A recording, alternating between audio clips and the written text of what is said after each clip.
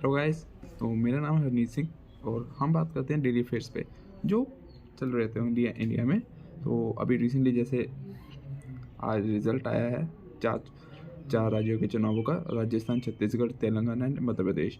तो मध्य प्रदेश में जैसे पहले 1 साल पहले तक कह रहे थे कि बीजेपी यहाँ से हार जाएगी, तो शिवराज चौहान जी खुद भी मान बैठे थे हार जाएगी। बट देन एक उन्होंने ट्रम्प कार्ड खेला अपना लाडली बहना योजना का, तो जिसके अंदर वो आई गेस 2,000 रुपये लेडीज़ को देंगे। तो अब देखो यार, आम आदमी पार्टी ने ये आदत गंदी लगा दी कि फ्री में चीज़ें बांटनी है। आई मीन टैक्स पेयर का पैसा यार। चलो भाई, बीजेपी जीती है, 3 राज्यों में बीजेपी जीत चुकी है, एमपी, छत्तीसगढ़ एंड राजस्थान। राजस्थान में तो चलो पता ही था जीतना है, क्योंकि राजस्थान में कभी एक पार्टी 2 बार कभी नहीं आई, तो वो चलता ही रहता है। कांग्रेस, लास्ट टाइम कांग्रेस जीती थी, उससे पिछली बार बीजेपी जीती थी, उससे पिछली बार कांग्रेस जीती थी, तो राजस्थान में ही चलता रहता है। छत्तीसगढ़ मेन है जहाँ पे उम्मीद बीजेपी को भी नहीं थी कि भाई हम जीत जाएंगे, बट समहाउ कैसे बीजेपी वहाँ पे भी आ गई। तो इससे तेलंगाना में तो जैसे वो कहते हैं ना कि आपने 10,000 किसी को पेटीएम किया, उसके बदले में आपको 10 रुपये कैशबैक आया। कांग्रेस का वो हिसाब किताब है। 3 राज्य हार, 2 राज्य तो अब हार गए अपने, जो कांग्रेस थी जहाँ पे पावर में, और तीसरा राज्य आपको मिल गया तेलंगाना, जो जहाँ बीजेपी ने ज़्यादा हाथ पैर भी नहीं मारे। अगर आप तेलंगाना में देखोगे तो बीजेपी वहाँ पे भी अच्छा ही रही है। लास्ट टाइम उनकी 1 सीट थी और इस टाइम 9 से 10 सीटें आ रही हैं, तो ग्रोथ वहाँ पे बहुत है। आप वोटिंग परसेंटेज देखोगे वहाँ पे बड़ा है बीजेपी का, तो ये बहुत अच्छी बात है। एंड अगली बारी फिर वो टारगेट कर सकते हैं तेलंगाना को जीतने के लिए। इस बार उन्होंने ज़्यादा हाथ पैर मारे भी नहीं है, थोड़ा बहुत तो करना पड़ता है, ऐसे गिव अप तो कर नहीं सकती।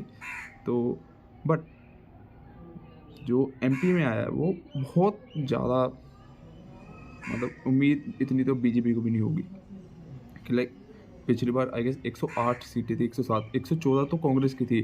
तो बस वो अपने अमित शाह जी पार्टी बना लेते हैं बाद में।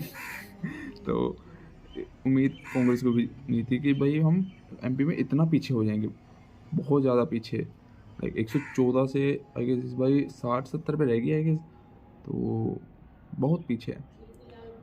अब इससे जो है ना साफ हो, मतलब पहले क्या था, 60%। आप अगर आप देखोगे 2 साल पहले हर कोई कह रहा था 2024 में भी मोदी जी आएंगे, बट अभी क्या है, चुनावों से पहले 6 महीने पहले थोड़ा हो गया था कि नहीं यार 2024 थोड़ा मुश्किल है, बीजेपी का इस बार नहीं हो पाएगा। बट अब it was like a semifinal.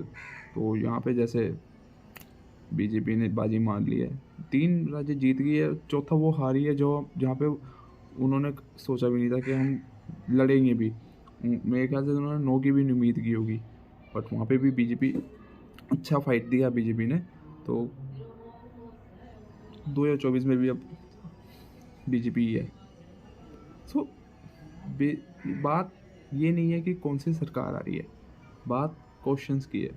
आप क्वेश्चंस करो, चाहे बीजेपी है, कांग्रेस है, पार्टीज तो देखो सभी है। ए- अब ये मत बोलो कि यार ये भी अच्छी नहीं है, वो भी अच्छी नहीं है, ये भी अच्छी है, वो भी अच्छी है।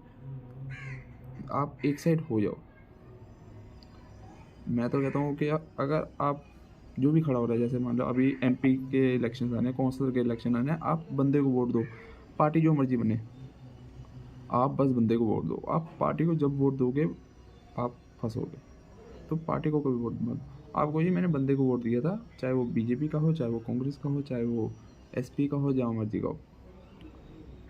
तो अभी बीजेपी जैसे अब 2024 में आने वाली है और कोई भी नहीं है, टक्कर में भी नहीं है, तो देखते हैं। बट अच्छा खेला। भारत जोड़ो यात्रा को कोई फ़ायदा नहीं हुआ, इंडियन अलायंस का कोई फ़ायदा नहीं हुआ। इंडियन अलायंस तो मेरे ख्याल से सबसे गंदा मूव था आई गेस। अगर इंडियन अलायंस ना होता तो मे बी कुछ और होते रिजल्ट। इंडियन अलायंस ने ही मार ली इनकी, वही जो आप समझ रहे हो। तो मिलते हैं अब अगला कुछ आता है तो। Bye bye.